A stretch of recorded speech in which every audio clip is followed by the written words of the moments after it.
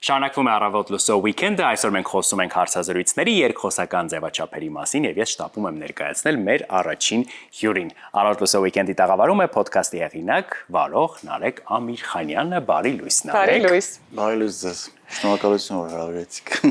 Սիրով Նարեկ, սիրով։ Եվ մեզ, ինձ եւ Համլետին հիմա շատ հետաքրքիր է թե դուք ինչ մասնագիտություն ունեք։ Առաջին մասնագիտությամբ ինժեներ եմ, երկրորդ մասնագիտությամբ բիզնեսի կառավարիչ MBA։ Հա, շատ տարբեր ոլորտներում։ Հա, ինձ թվում է բոլոր հաղորդավարները այդ ճանապարհը անցել են, ինժեներից մինչև բիզնես կառավարիչ։ Իսկ արդյոք որ լրագրող չեք, դա ձեզ չի խանգարում։ Իսկ հիմա օգնում է շատ անգամ։ Ինչով։ Որտեվ չգիտեմ ճիշտ հարց տալով։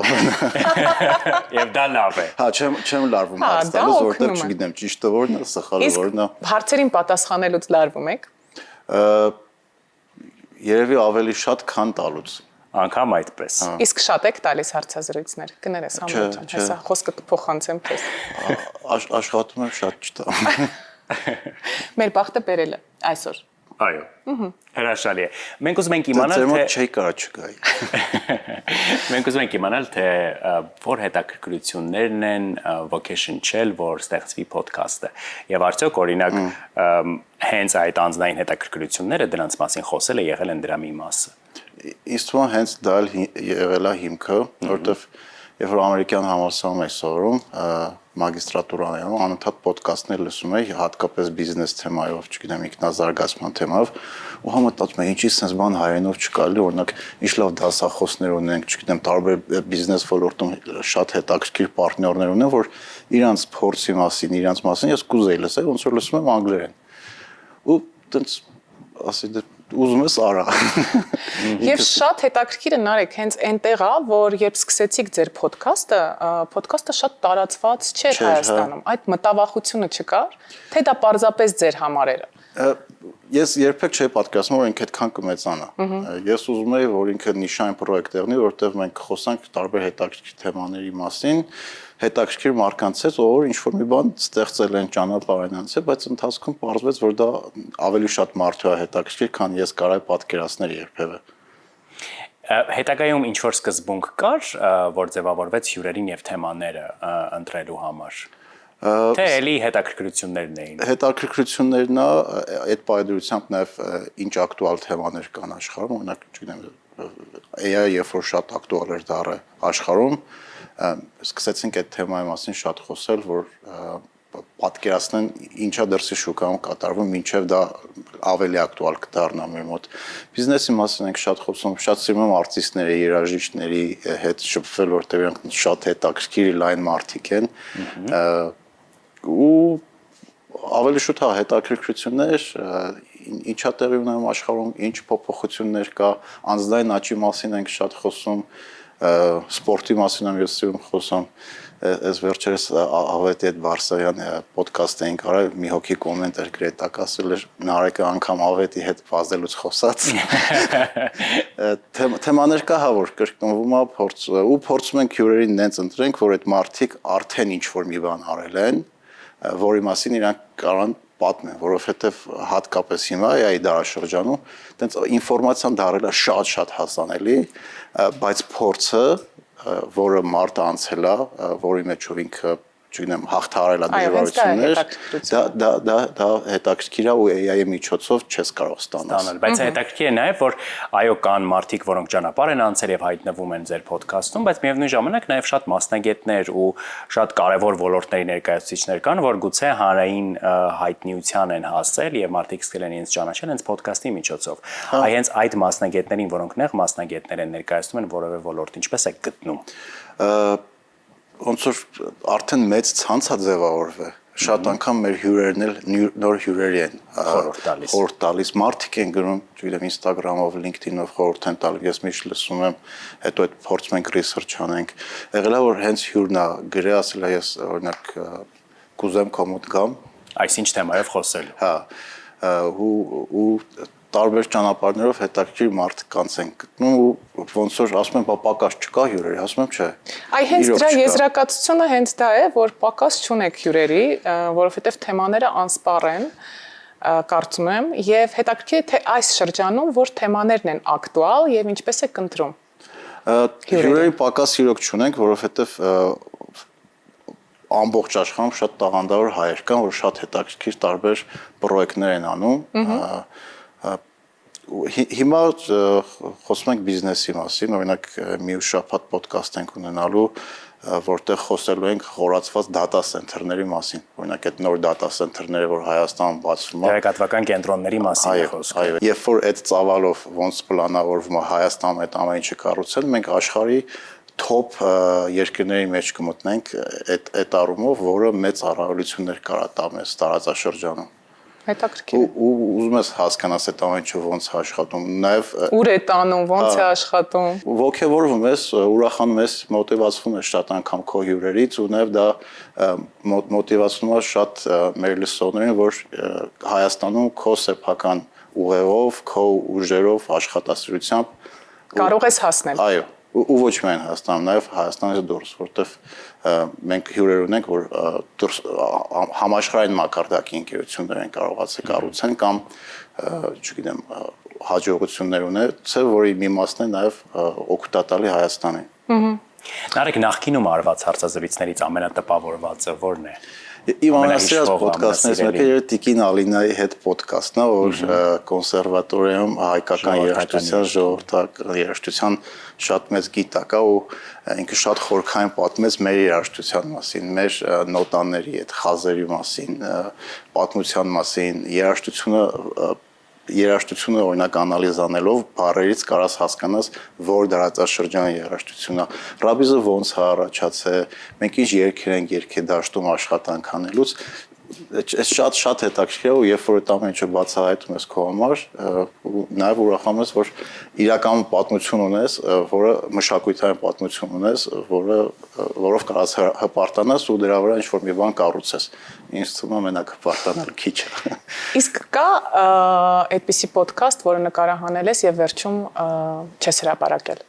որովհետեւ դե on հետաքրքիր էր, վատ էր։ Չէ Չստացված զրույցներ Եղել է որ կիսատ ամնացը ոդկասթը լույսերը անջատվել է կիսատ ամնացը Փոփարային անջատումներ էին ու նորից շարունակել է շարունակել ստիպված նորից ձայնագրել ենք ու այն առաջի օրինակ մի ժամը որ նկարել ենք արդեն նոր ոդկասթը լրիվ ուրիշ բան դառավ էլի ու շատ անգամ երբ որ հարցեր պատրաստում ես զրույցը կարող լրիվ ուրիշ ուղղությամբ գնա ու այդ հարցերը որ պատրաստել ես չկարողանաս տաս ու երևի ամենակարևոր հատկանիշներից մեկը որ պետք է ունես որ կարողանաս ակտիվ այդ մարդկանց լսես իրոք լսես ու ցույց տաս որ լսում ես Իսկ ուղիղ եթերում երբևիցե աշխատել եք Նարեկ Չէ Բայց կարծեմ լայվ տարբերակով ոդկասթներ վարել եք։ Բայց լայվ տարբերակով լայվ ոդկասթներ ունեցել ենք, երբ որ մեր դիմաց 500 հոգի մարդեր նստած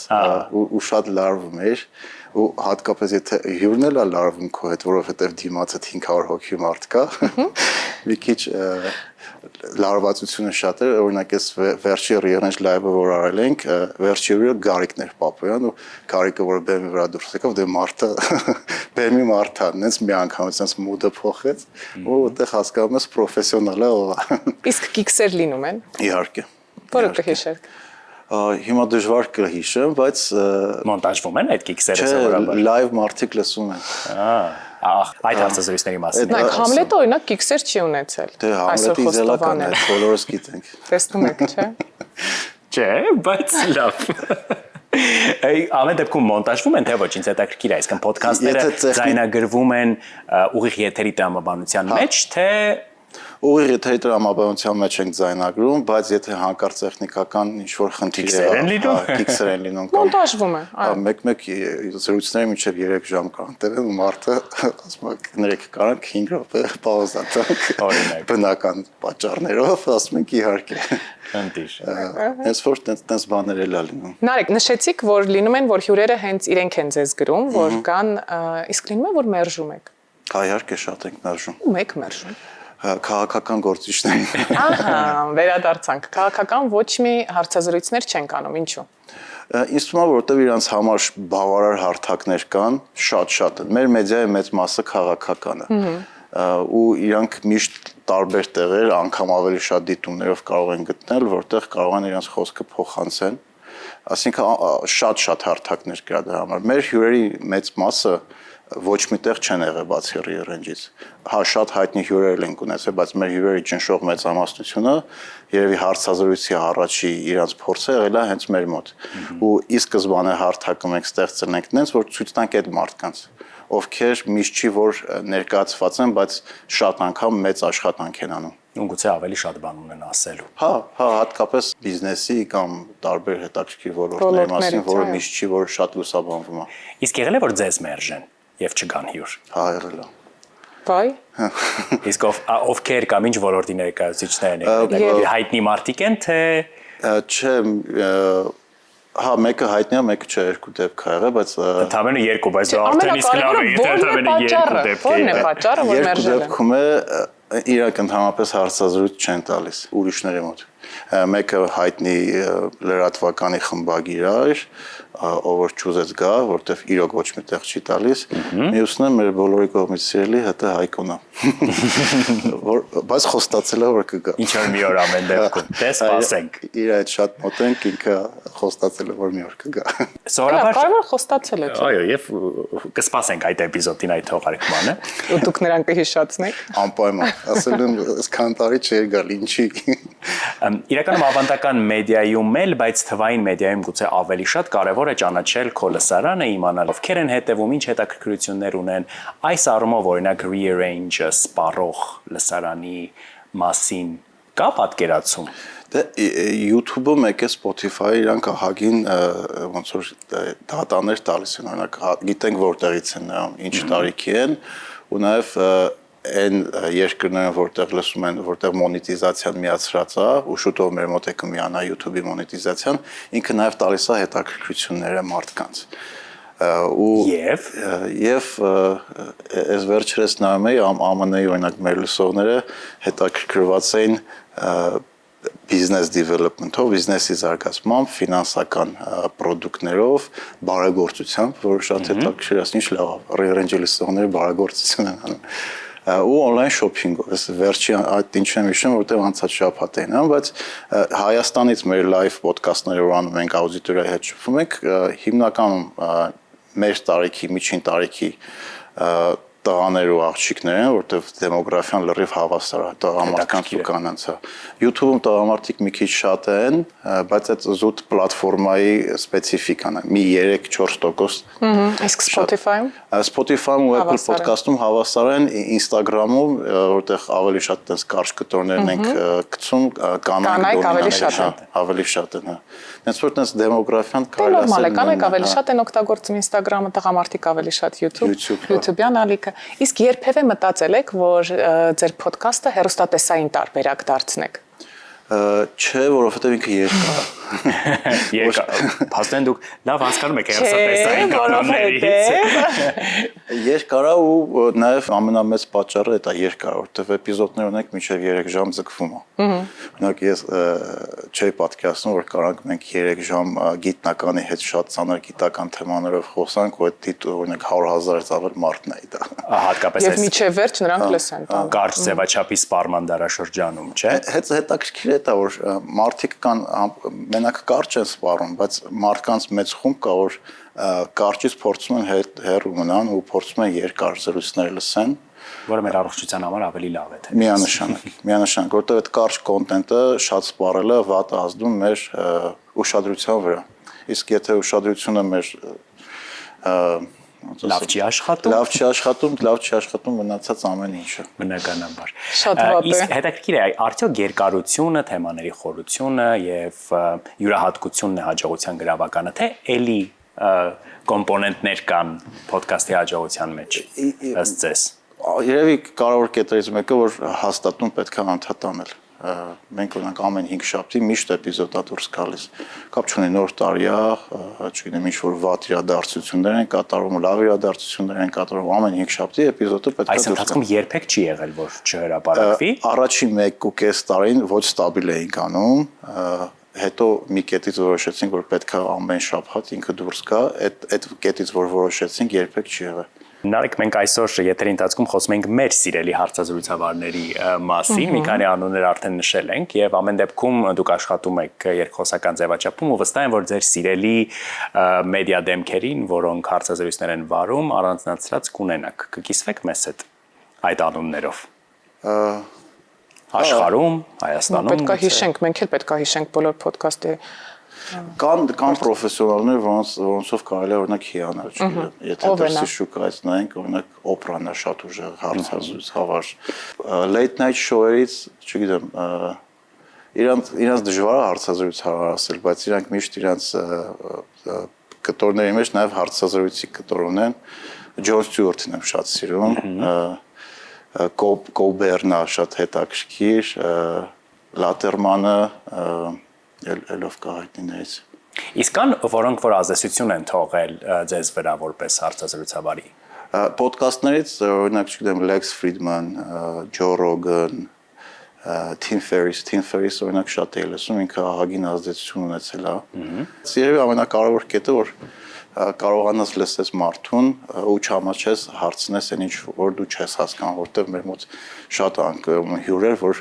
խոսում են ես ասես աչքերս չռոսն եմ ասես չեմ հասկանում մարդը ինչ է ասում ու հարցնում ես այն ինչ որ չես հասկանում ու չես փորձում թվաց որ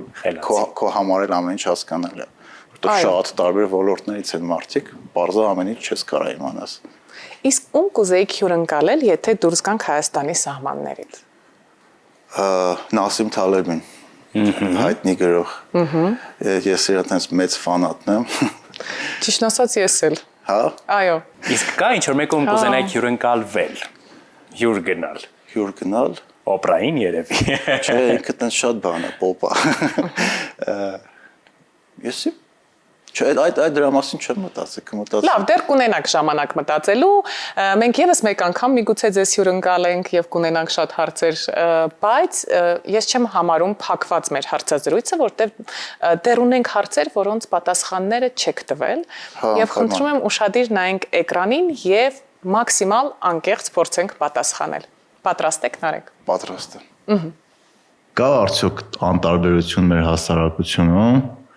ու եթե կա ձեր կարծիքով որն է պատճառները Հարց ձեզնից ձեզ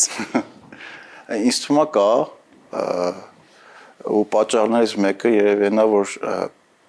անձնական պատասխանատվություն շատ անգամ չենք վերցնում մեր վրա այն բաների համար որը մեր անձնական սահմաններից դուրս է օրինակ մեր տունը վերջացավ տան դիմաց աղբեն թափում մենք շատ անգամ լռում ենք ինչի ամենապրիմիտիվ օրինակն է։ Դա ամենապրիմիտիվ օրինակն է եւ այդպես շարունակ բարձրանում է սանդրակը։ Մինչեւ ամենաբարձր։ Ինձ թվում է որ պետք է մենք ունենանք այդ մասով անձնական պատասխանատվություն ու հոգ տանենք նաեւ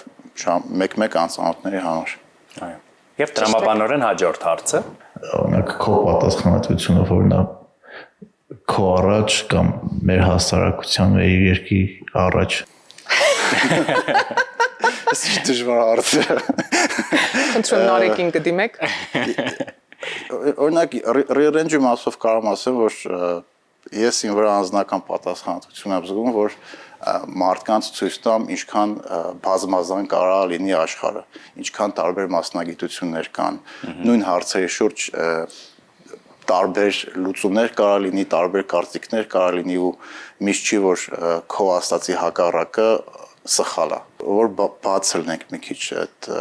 տարբեր կարծիքների ապրելակերպի հանգիստ վերաբերվենք դրան։ Այո, ու նաև ընկալենք, որ սովորաբար մենք տենց շատ նեղ ենք աշխարհը տեսնում, դրանից դուրս շատ հետաքրքիր բաներ է տեղի ունենում, ու մեկ-մեկ դրանց ծանոթանալով դա կարող քո համար լինի առիթ, որ կյանքդ փոխես դեպի լավը։ Օրինակ ես 10 տարի առաջ հաստատ չէի պատկերացնի, որ մեդիայով կզբաղվեմ ու ձեր մոտ հյուր կարամ լինեմ, ազնիվ խոսք չէի կարող։ Ասենք, ինչ։ Ընդունեցինք պատասխանը։ Հաջորդը։ Իսկ դուք երջանիկ եք, հա։ Հա, չեմ կարող ասեմ, որ միշտ, բայց հա, որովհետև Բայց երջանկությունը միշտ չի լինում, տենց ինձ թվում է կանգնում է, հետո նորից շարունակվում է։ Ընդհանուր եթե վերցնենք, հա, որովհետև զբաղվում եմ սիրած գործով, դրանով կարողանում եմ գումար աշխատեմ, հարազատներս, ընկերներս կողքս են, ու նաև անծանոթ մարկանցից Հանրային ազդեցություն ունեք։ Շատ մեծ դրական Էներգիա ենք ստանում, որի համար դու մենակ կարաս շնորհակալ լինես ու չես կարող ասես, որ այդ լավ չի էլի, շատ Իսկ լավ։ կա պահ, որտեղ որ երջանիկ չեք, որտեղ ընդհանուր առմամբ գլոբալ այսպես ասեցիք, բայց տենց հստակ չլսվեց, որ այո, երջանիկ եմ։ Դե բաներ կա, հա, միանշանակ նեղում ես, օրինակ նույն այդ առաջի հարցը, որ անտարբերություն, որ ես տեսնում եմ, դրանից շատ նեղում եմ։ Ու այդ հարցը օրինակ ինձ շատ է տանջում, որ ինչի ենք շատ հարցեր այդքան անտարբեր ու այդքան էսակենտրոն։ Սկսած ոնց ենք մեքենաներ վարում, վերջացրած ոնց ենք վարվում անծանոթների հետ, մինչև ոնց ենք կոմենտ գրում, էլի սոցցանցերում, կարաս դու փոխես ու փորձես դրա վրա աշխատես, էլի։ Դե դա էլ է երջանկության մի մասը։ Հաջորդ հարցը։ Ինքդ ալբոմ կասես, որ կուզես մարդիկ լսեն։ Արտիստը ու ալբոմը կամ արտիստը թեկուս։ Երաժշտասերն արեք։ Դե փորձենք տարբեր ժանրերից ասենք, ռոքից երևի Led Zeppelin Physical Graffiti-ին, ջազից Տիգրան Համասյանի վերջի ալբոմը անպայման լսեք, այդ թեմով իր հետ ոդկաստ արել ենք, շատ խոսել ենք, հիփ-հոփից Ինչ անուն է հնչելու։ Հիմա շատ հետաքրքիր է։ Talib Quest շատ իրանք ֆանտաստիկ արտիստներ են, հիփ-հոփի ամենաարմատներում են, Deftones անպայման լսեք, երկրորդ ռոքն եմ ասում, բայց ֆանտաստիկ խումբ է Deftones-ը, քանի որ մենք MTV դարաշրջանում ենք մեծացրել միլիոներս, այդ խմբերը շատ մեծ ազդեցություն են ունեցել, փոփից էլ երևի Elton John Հրաշալի։ Elton John-ը ֆանտաստիկ արտիստ է։ Եվ խորհուրդների շարքը, այո, շարունակելով վերջին հարցը։ Իսկ գրականությունը ինչ ես կարծում։ Talib, միանշանակ Talib-ի բոլոր գրքերը կարդացել եմ ու անպայման խորհուրդ կտամ։ Որն է տպավորվել ամենաշատ։ Երևի Black Swan-ը, Սև կարապը, բայց դրան հավասար նաև Anti-Fragile-ը, հայերեն հակափխրունությունը, ու այդ երկու գրքերը ինձ շատ բաներ են սորացրել, համ անձնական, համ բիզնեսի ոլորտում ու գրքեր կան, որ իրոք շատ մեծ ազդեցություն են քո վրա ունենում, Talib-ը հաստատ այդ շարքին է պատկանում։ Երեք մի հատ գիրք էինք քննարկում մեր խմբով, Uphill-ը կոչվում, Jamie Dimon, եթե Diamond-ը ազգանունը հաստատ անունը ոնց որ Jamie էր, շատ հետաքրքիր գիրք է, հաստատ ձեր լսողներին խորհուրդ կտամ կարդաք, նրա մասին է, որ ինչպես են տարբեր երկրներ դուրս եկել շատ ծանր ճգնաժամերից։ Այնտեղ Ֆինլանդիայի օրինակն է բերվում ձմեռային պատերազմից հետո, Ճապոնիայի օրինակը, Գերմանիայի ու Ավստրալիայի օրինակը երկրորդ համաշխարհայինից հետո բաժանում է ոնց որ խմբերի ինչ տիպի ճգնաժամեր են լինում ու նաև կետարկետ Բացատրում է թե բացատրում է այդ ճգնաժամերը ոնց կարելի է հաղթահարել ու շատ անգամ նաև զուգահեռ ատանում անձնական ճգնաժամերի հետ, որ անհատական մակարդակում մենք ունենում ենք ճգնաժամեր ու երևի ամենակարևոր կետերից մեկը որ դու ընդունես որ ճգնաժամ ունես ու փորձես այդ ամենակարևորը ընդունելն է։ Հա։ Մինի ոդքասթ ստացվեց առավոտը weekend-ի եթերում, եթե մի քիչ էլ շարունակենք, սա կարող է հանգիստ դառնալ Rearrange-ի էպիզոդ, ինձ թվում է։ Շնորհակալ ենք շատ Նարեկ, որ մեզ սկսեցիք շաբաթը վերջան այս առավոտը, ու ինձ թվում է անգամ եթե այդ լրագրողական հմտությունները, որոնց մասին մենք խոսում էինք, չունեք ու դա հրաշալի է, դուք ունեք ամենակարևոր բանը, որը շատ կարևոր է նաև մեդիայի աշխարհում, լինել այնպեսին, ինչպեսին կաս, ու երևի դա ամենակարևոր հաջողության գրավականներից է Rearrange-ի։ Միշտ սպասելու ենք ձեզ մեր տաղավարում։ Շատ շնորհակալություն։ Շնորհակալություն եւս մեկ անգամ։ Չէ։ Այլ է տարբերակ, որին կարելի է Բիզնեսի հետ ես կապ չունեմ, չգիտեմ դու ինչպես, բայց լավ։ թեմաներ կլինեն։ Լրագրողները են եղել, արտիստները են, այնպես որ Շնորհակալություն Նարեկ եւս մեկ անգամ, իսկ մենք սիրելի հեռուստադիտողներ շարունակենք եթերը։